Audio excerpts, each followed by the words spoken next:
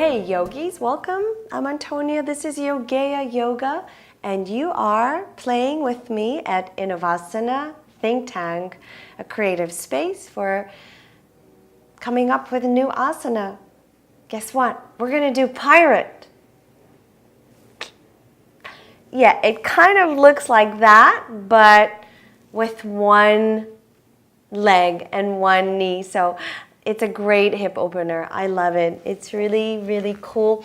Come into all fours. And then lift your left knee.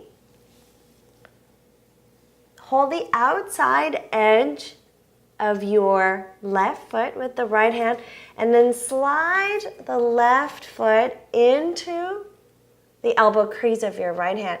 Bring your left hand a little closer and clasp your left elbow with the right hand. Straighten your spine. Look up, and here is your pirate pose. Great job. Thank you for practicing at Innovasana Think Tank with me. Subscribe to our YouTube channel, Yogea Yoga, for much more creative asana, targeted routines from the comfort of your own home. How wonderful is that?